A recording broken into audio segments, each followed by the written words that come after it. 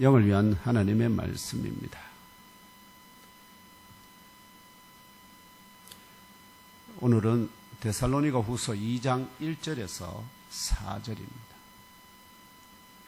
데살로니가 후서 2장 1절에서 4절 찾아서 합독하겠습니다. 사루 2장 1절에서 4절 찾으신 줄 알고 함께 합독하겠습니다. 시작. 형제들아, 우리가 너에게 구하는 것은 우리 주 예수 그리스도의 강림하심과 우리가 그 앞에 모임에 관하여 영으로나 또는 말로나 또는 우리에게서 받았다 하는 편지로나 주의 날이 이르렀다고 해서 쉽게 마음이 흔들리거나 두려워하거나 하지 말아야 한다는 것이라. 누가 어떻게 하여도 너희가 미혹되지 말라. 먼저 배교하는 일이 있고 저 불법의 사람 곧 멸망의 아들이 나타나기 전에는 그 날이 이르지 아니하리니 그는 대적하는 자라. 신이라고 불리는 모든 것과 숭배함을 받는 것에 대항하여 그 위에 자기를 높이고 하나님의 성전에 앉아 자기를 하나님이라고 내세우느니라. 아멘. 이 본문을 중심으로 멸망의 아들이 나타나기 전에는 이라는 제목으로 나누는 주연우 제3주 주일 예배의 설교 중에 위로부터 임하는 영의 양식을 충분하게 공급받으시기를 기원합니다. 제목 한 번 더 함께 읽겠습니다. 시작. 멸망의 아들이 나타나기 전에는 주의 날이 임하지 아니한다 하는 그런 말씀입니다. 그렇다면은 이제 이 멸망의 아들은 누구인가, 또 어떤 자인가 하는 것에 대한 계시가 필요하겠죠. 이제 그런 내용을 중심으로 오늘 말씀이 우리에게 미래를 대비할 수 있는 그런 지혜를 얻게 하는 줄 믿습니다. 나사렛 예수를 하나님의 아들, 구원자 그리스도로 더 깊게는 하나님의 집이자 하늘의 문으로 믿는 자 모두의 참교사 되시는 보혜사 성령 하나님의 인도하심을 따라 오늘 2024년 새해 주연우 제3주 경산 예mon교회 주일 예배에 참석하신 형제 자매들과 온 가족 모두 올 한 해 더욱 강건하시고 범사가 잘 되고 근심이 떠나가고 염려가 없으며 주 하나님의 명령에 무조건 예스로 응답하시는 아브라함 같은 믿음의 의인들로 장성하시기를 심판주로 곧 다시 오실 주 예수 그리스도의 이름으로 축복합니다. 오늘 주신 말씀은 데살로니가 전서에 이어지는 데살로니가 후서의 형제들아로 시작하는 7개의 단락이 있는데요. 그 중에 두 번째 단락에 해당합니다. 오늘 주신 그래서 우리가 함께 나눌 하나님의 말씀은 바울이 데살로니가 교회에 써보낸 두 번째 편지에 기록된 것으로 첫 번째 편지를 쓴 이후 몇 달 뒤에 쓴 편지라고 지난주에 말씀드렸습니다. 그리고 이렇게 빨리 바울이 두 번째 편지를 쓴 이유는 첫 번째 편지 내용 가운데 주의 강림이 당장 임할 듯이 자기들이 살아있는 동안에 임할 듯이 받아들인 혹은 왜곡된 가르침을 받은 형제 자매들이 생겨서 데살로니가 교회 형제 자매들 사이에 영적 혼란이 일어났기 때문에 주의 강림에 관한 보다 더 분명하고 그 날 직전에 일어날 징표나 기준을 삼을 영적 진리를 가르치기 위함이었습니다. 즉 영적으로 깨어있는 자들에게는 분명하게 보여주는 주의 강림의 징표가 있으니 그러한 징표가 나타나기 전에는 주의 강림이 일어나지 않을 것이니 영으로나 말로나 바울과 그 동역자들로부터 받았던 편지로나 이런 소문에 흔들림 없이 믿음과 사랑과 소망의 인내 중에 주의 날을 기다려야 한다고 증언합니다. 이와 더불어 사도 바울은 거짓 선지 사도들이나 거짓 선지자들이 주의 강림과 같은 민감한 계시나 예언을 담고 있는 자신의 편지인 듯 위작을 만들어서 각 지역교회의 형제 자매들을 미혹하지 못하도록 이 데살로니가 후서를 시작으로 편지의 마지막 축복의 말로 나 바울은 친필로라는 문구를 자신의 손으로 직접 쓰기 시작했다는 사실도 발견할 수 있습니다. 이렇게 쓰는 이유가 뭐겠습니까?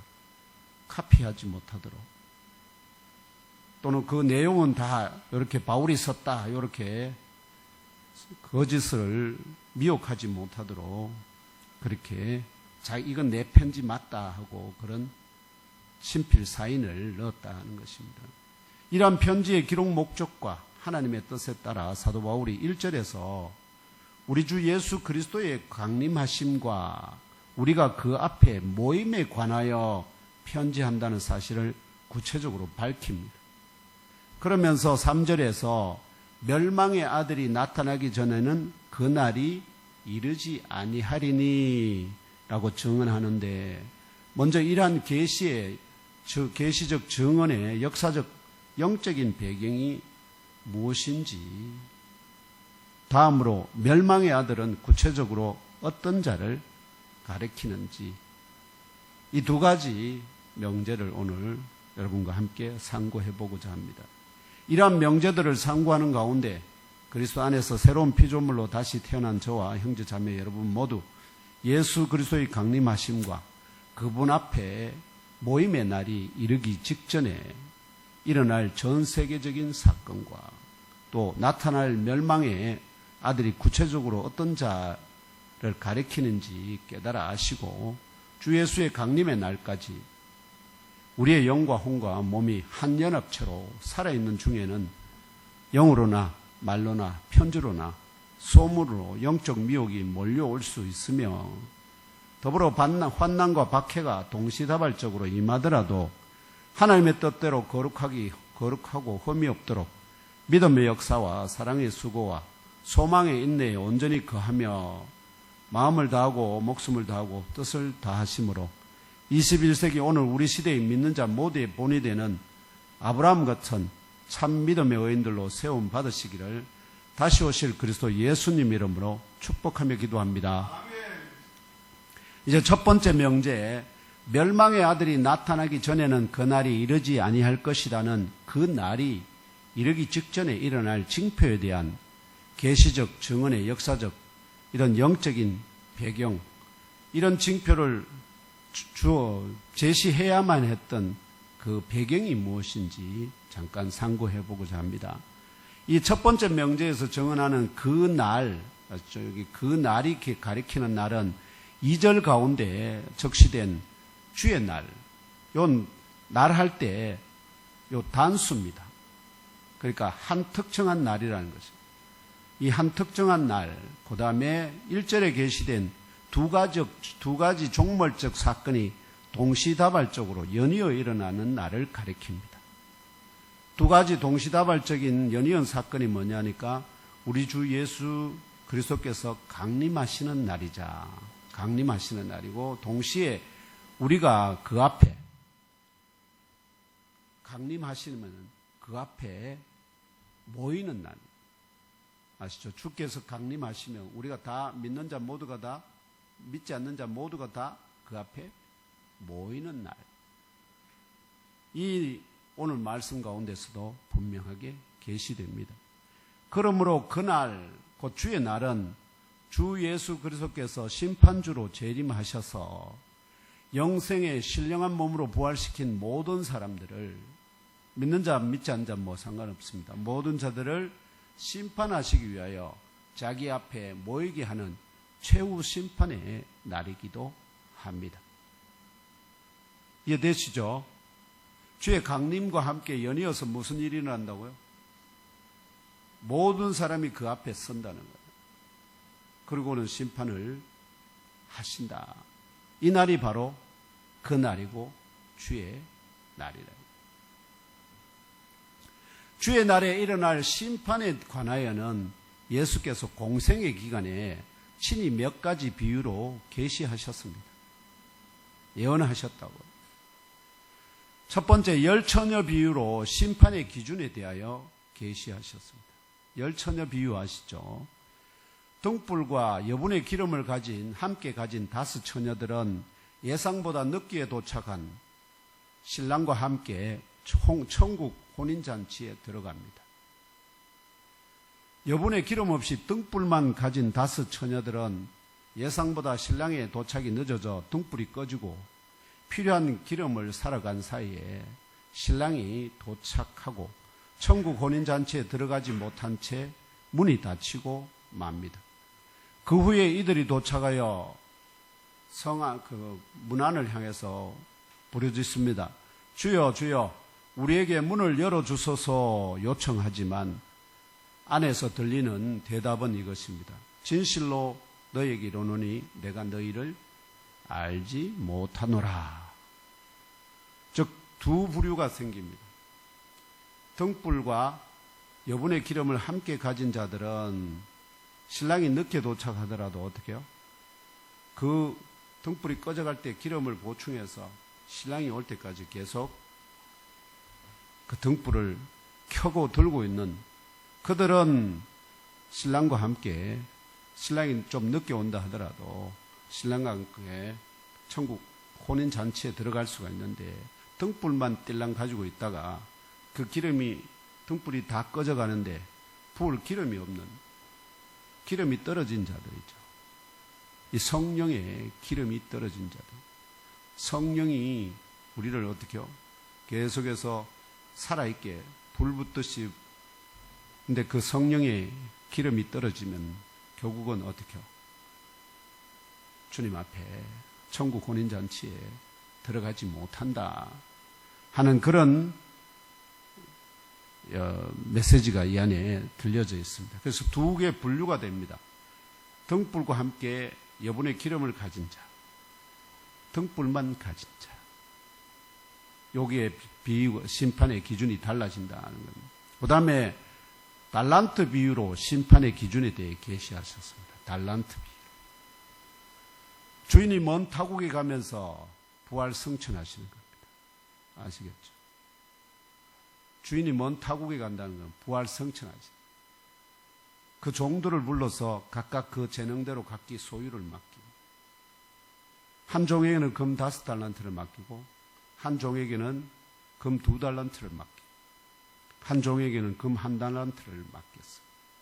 오랜 후에 주인이 돌아옵니다. 재림하죠. 그 종들을 불러 맡긴 소유에 대해 결산합니다.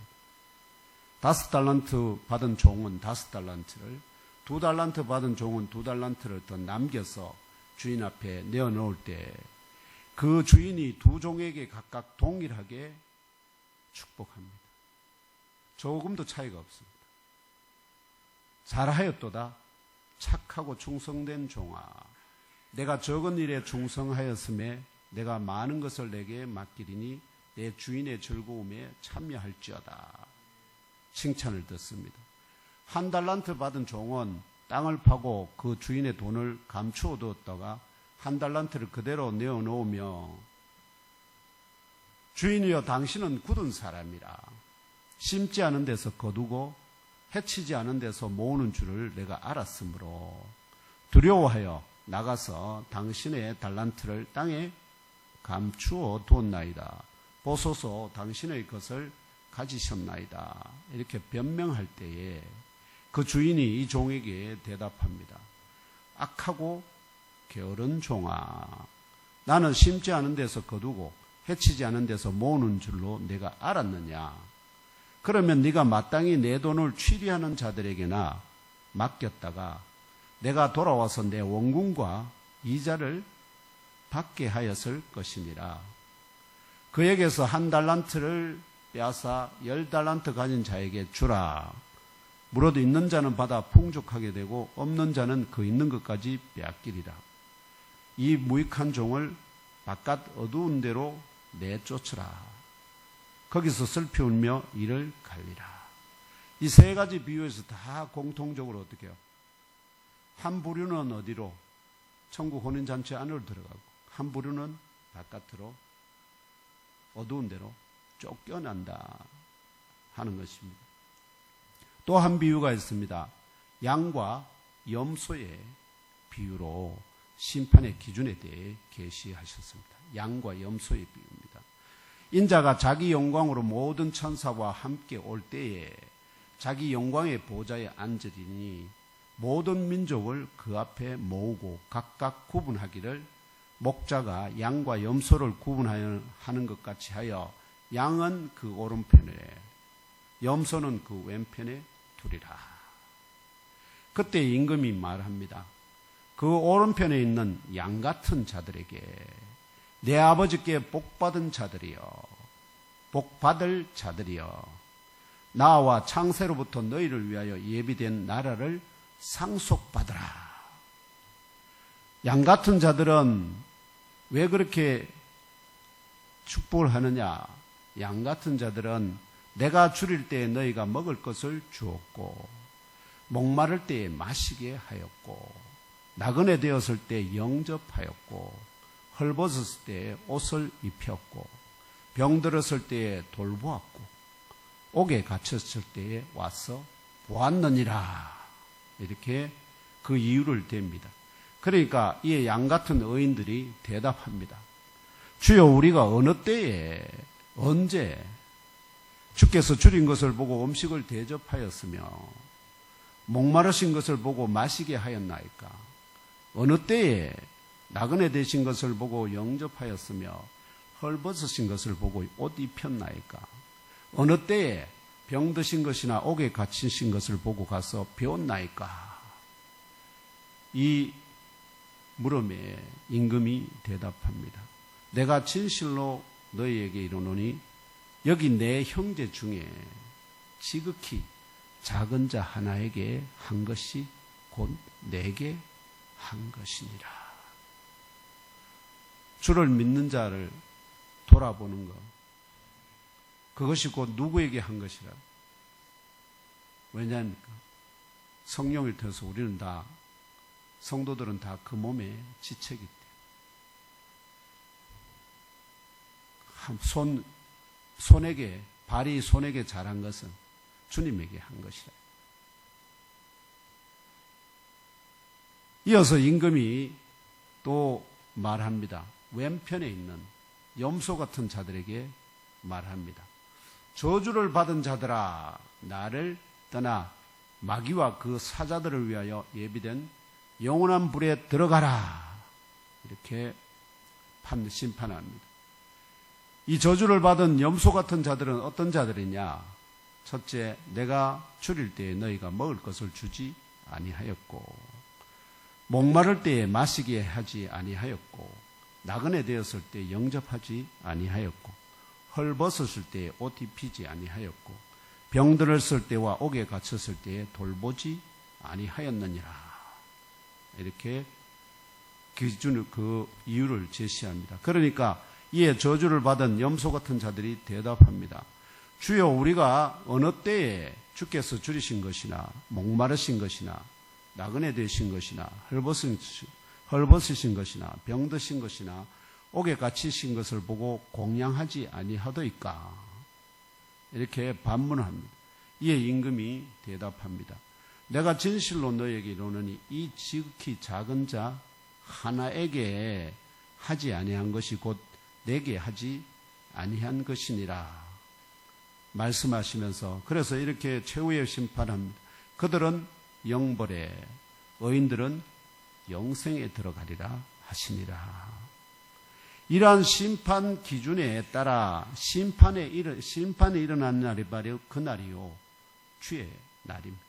오늘 말씀하시는 말씀 속에 주의 날, 그 날이라는 표현도 나오고 주의 날도 표현이 나옵니다. 바로 이 날이 최후 심판의 날입니다. 이 날은, 그 날은 또한 누가복음 17장 22절에서 인자의 날이라고 표현하고요. 그 다음 요한복음 6장 39절, 40절, 44절, 54절에서는 마지막 날이요. 그 다음에 로마서 2장 5절에서는 진노의 날이요. 베드로후서 3장 10절에서는 심판과 멸망의 날이요. 베드로후서 3장 12절에서는 하나님의 날이요. 그리고 계시록 20장 12절에서는 죽은 자들이 큰 자나 작은 자나 자기 행위를 따라 책들에 기록된 대로 심판을 받기 위하여 그 보좌 앞에 서는 날. 똑같이 여기 선다는 표현이 나오죠. 그 앞에. 이렇게 두렵고 떨리는 그날, 곧 주의 날이, 그러면 언제 어떻게 도래하는지 관하여 미리 알고 대비하기를 모두가 원하지 않겠습니까? 그런데 하나님의 말씀 계시 가운데 그날 곧 주의 날이 정확하게 몇 년 몇 월 몇 시에 임한다 이렇게 되어 있으면 얼마나 좋겠습니까? 그럼 사람들이 그전까지 실컷 놀다 그때 되면 다 그거 할 텐데, 희한하게도 주님께서 그 모든 인간의 얕은 수를 다 하시고 아예 뭐를 하신다고요? 언제 도래하는지에 관하여는 오직 하나님 아버지 외에는 아무도 모른다. 둘째, 어떻게 도래하는지는 밤에 도둑같이 여자에게 해산이 임하듯이 도래할 것이다는 비유적인 표현으로만 그 임하는 것이 급격하게 생각지 않은 때에 임할 것을 말씀하십니다. 이처럼 주의 날이 도래하는 때와 그 과정에 관한 계시와 예언의 불확정성, 이 불확실성이 아니고 불확정성입니다. 정해지지 않았다. 이 불확정성이 믿는 사람들조차도 두렵게 만들었기 때문에 믿는 사람들조차도 이 두렵다는 거죠. 두렵게 만들었기 때문에 그 날이 도래하고 있다 혹은 도래했다는 소식에 누구나 미혹당하기 쉽고, 또 그래서 역사 가운데 많이 그런 일이 일어났습니다. 우리는 이미 일어난 시대에 살고 있죠. 바울은 아직 그런 일이 막 이제 시작될 찰나에 있는 거기 때문에 아직 그게 다반사로 우리처럼 어떻게요? 경험으로 알고 있는 그런 일이 아니다는 거죠. 그래서 오늘 주신 말씀의 2절과 3절 전반부에도 데살로니가 교회 형제 자매들에게 그날 곧 주의 날이 이르렀다는 소식이 영으로 영적인 존재들의 역사에 의해서, 아시죠? 마치 뭔가 영적인 존재가 자기에게 계시를 주듯이, 또는 말로 할 때는 이 권위 있는 사람들의 말, 아시죠? 지혜자의 말, 혹은 우리 곧 사도 바울과 동역자들에게서 받았다 하는 편지를 통하여 전파될 때조차도 바울이 자기를 부정하는 겁니다. 내 이름으로 너희들이 혹시 그런 편지를 받는다 하더라도 어떻게요? 받는다 하더라도 사도 바울과 동역자들이 데살로니가 형제 자매들에게 구하는 것은 쉽게 마음이 흔들리지 마라. 둘째, 두려워하지 말라. 셋째, 누가 어떻게 하여도 너희가 미혹되지 말라는 것입니다. 왜냐하면 주의 날이 이르기 직전에 일어날 두 가지 분명한 징조들이 있기 때문입니다. 첫째는 뭐냐? 전 세계적인 배교입니다. 곧 믿는 자 모두가 미혹당하여서 믿음의 길에서 떠나는 일이 그날에 앞서 일어날 것입니다. 떠나는 날이 일어난다는 것. 그 다음에 그날의 두 번째는 그날에 앞서 믿는 자 모두를 미혹할 멸망의 아들이 먼저 나타날 것이기 때문에, 다시 이걸 더 하면은 멸망의 아들이 나타나서 믿는 자 모두를 다 어떻게 해요? 그 믿음의 길에서 떠나게 만드는 전 세계적인 배교가 일어난다는 거예요. 이 두 가지가 일어나기 전까지는 어떻게 해요? 바울 자신의 이름으로 된 편지라도 그걸 믿지 마라. 미혹한다는 거예요. 결론적으로 사도 바울 자신을 포함한 어느 누구든지 그날 곧 주의 날이 이르렀다는 사실을 증거하기 위하여, 자, 주의 날이 이르렀다, 그걸 증거로 보여준다는 거예요. 어떤 증거를 보여주냐? 어떠한 영적인 표적을 보여주든지 영적인 표적을 보여줄 수가 있어요. 그래서 사람들이 와 진짜다 이렇게 믿을 수밖에 없게 만드는 그런 표적을 보여줄 수 있다는 거예요.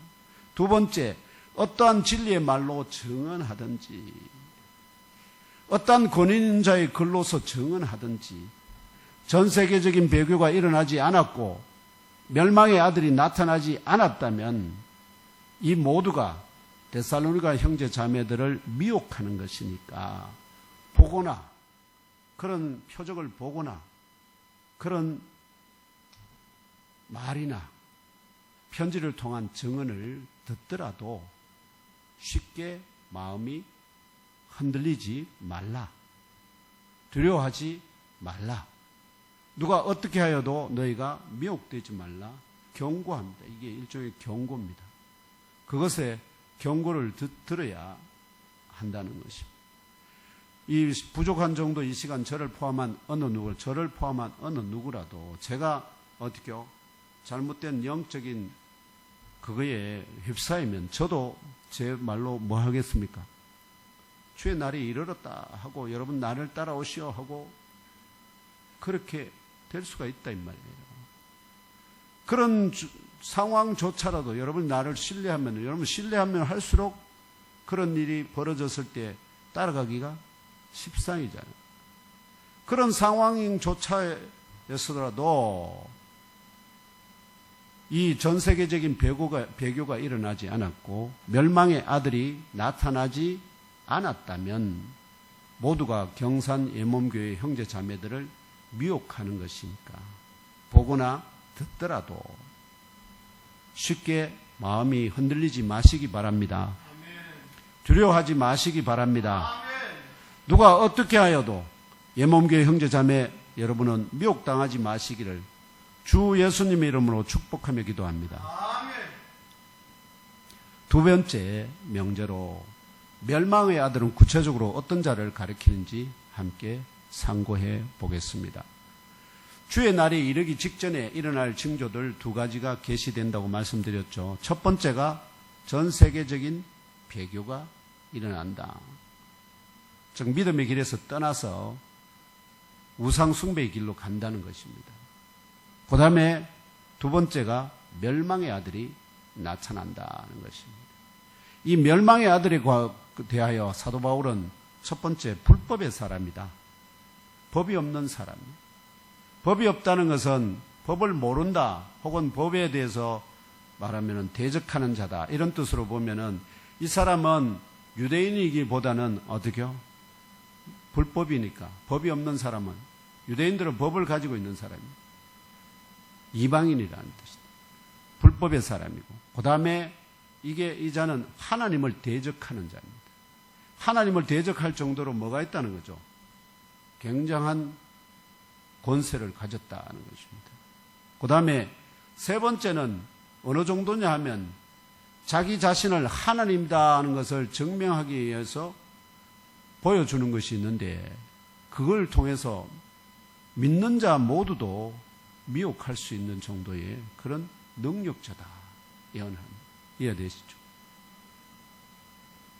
우리가 알다시피 우리 전정남 권사님 지금 청신경 통증이 이걸 제가 기도해서 고치면은 그리고 뭐 죽은 자를 살려 일으키고 이렇게 해보세요. 그건 누구만 할 수 있죠? 성경에 따르면 하나님만이 할 수 있지만 하나님 외에도 선지자들도 했어요.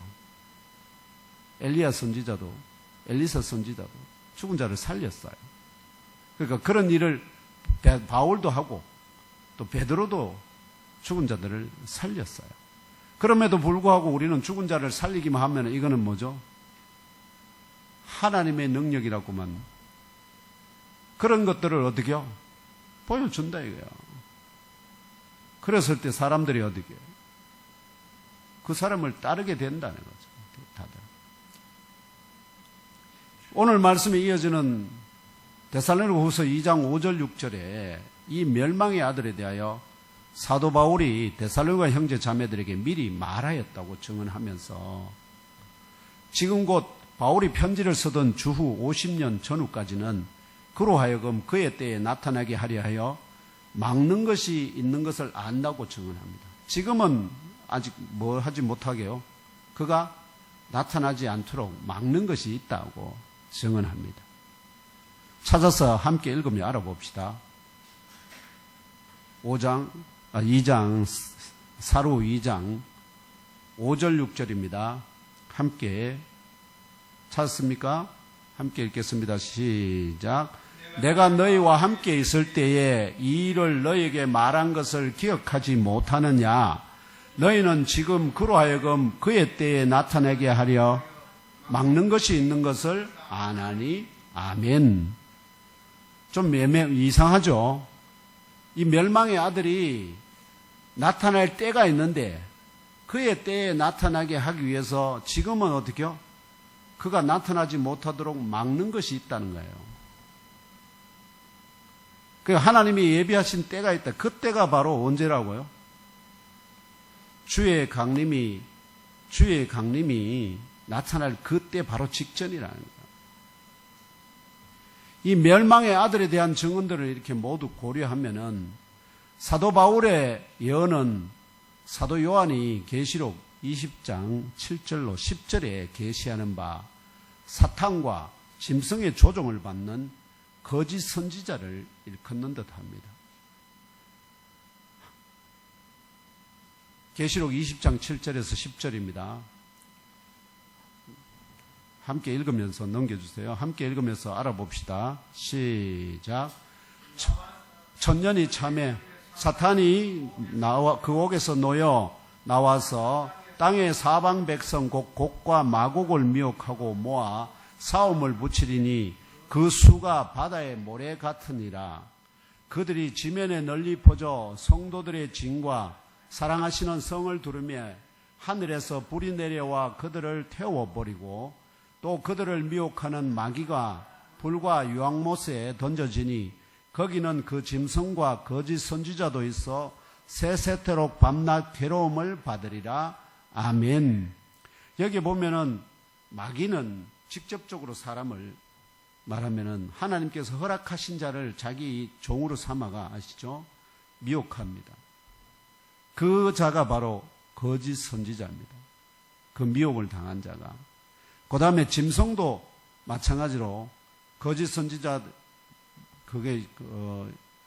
선지자에게 힘을 주는 자입니다. 권세를 부여하는 자입니다. 그래서 결국 사람에게 나타나는 불법의 사람 아닙니까? 멸망의 아들. 그가 바로 이 여기 말씀하는 거짓 선지자가 그일 가능성이 많습니다.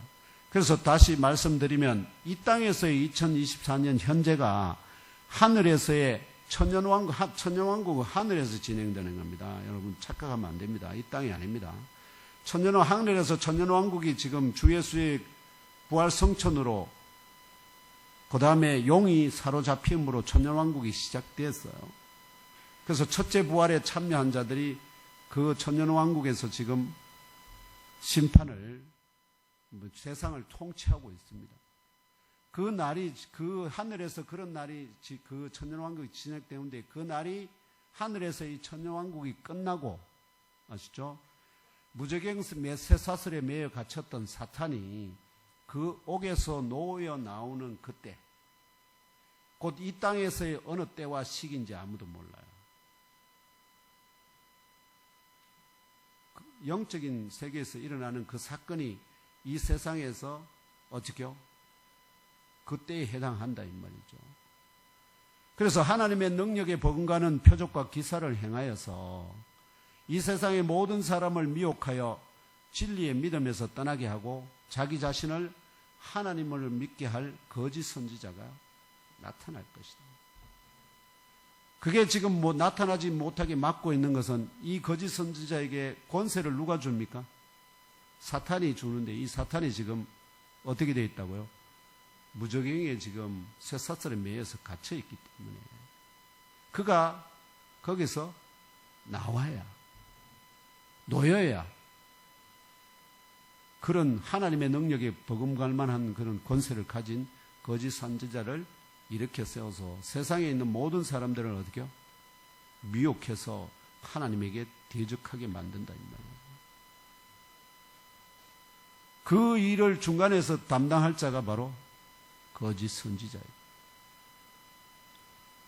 이 거짓 선지자 혹은 그 중에 하나가 바로 바울이 예언하는 바 불법의 사람이고 하나님을 대적하는 자고 자기 자신을 하나님이라는 것을 보여주며 모든 믿는 자조차도 모두 미혹하는 자, 곧 완전한 멸망의 아들이다는 것입니다. 이것이 제가 여러분들에게 드릴 수 있는 말씀입니다. 듣고 심령 깊은 곳에 잘 박힌 진리의 못으로 새기시기를 주 예수 그리스도의 이름으로 기도합니다. 더 깊은 이 멸망의 아들에 관한 더 깊은 것은 뒤에 계속 이어지기 때문에 다음 주에 더 부연해서 말씀을 드리도록 하겠습니다. 이제 말씀을 맺고자 합니다. 지금 오늘 여기까지 저와 형제 자매 여러분의 속사람도 물과 성령을 거듭났지만 갓난 아이에서 살키 컸습니다. 자라고 장성한 세상이 감당치 못하는 새 언약의 영광스러운 일꾼으로 또 사람을 취하는 영의 어부와 왕같은 제사장이 되기 위하여 오직 그리스도만을 사랑하고 헌모하는 일편단심의 마음을 가진 성도, 주 하나님이 기쁘시게 연락하시는 온전한 성도, 영적인 완성된 인격체 푸뉴마티코스로 성숙되는 과정에 있습니다. 그러한 가운데 미혹이 몰려와서 그런 자들조차도 어떻게 해요? 사망의 불못으로 끌고 가려고 하는 것이 마귀입니다. 그래서 아까 예수께서 하나님께서 심판하시는 기준을 말씀하셨잖아요. 등불과 기름, 또 달란트, 그 다음에 양과 염소에 비유해서 말씀하시듯이 주변에 있는 우리 교회 안에서의 연약한 지체를 섬기는 것뿐만 아니라 교회 바깥에 있는 어떤 사람이라도 선을 베풀고 또 할 수만 있으면 그들에게 도움의 손을 내미는 것이 곧 그 연약한 지체 안에 누구를 볼 수 있어야 할까요? 우리 예수 그리스도를. 왜냐하면 이들은 다 하나님이 친히 창조하신 사람에 속하는 자들이기 때문에 짐승은 그렇게 하지 않아도 되지만 그러나 사람은 모두가 다 하나님이 만드시고 긍휼히 여기시는 자들입니다. 비록 그들이 주를 모르고 사탄의 미혹을 받아서 불못에 들어가기 전까지는 주님께서는 그들에게 선을 베풀고 긍휼을 베푸시기를 원하는 것입니다. 그것이 바로 우리 믿는 자, 또 아브라함 같은 의인에게 주어져 있는 그런 직분인 줄, 또 사명인 줄 믿으시고 이번 한 주간 또 평생에 그런 삶을 실천하심으로 주님께서 양의 자리에 우리를 세워주시는, 그래서 주님께서 자기에게 그런 은혜를 베풀었다 우리에게 말씀하실 수 있는 그런 역사를 이루어 가시기를 주 예수 그리스도 이름으로 축원합니다. 아멘.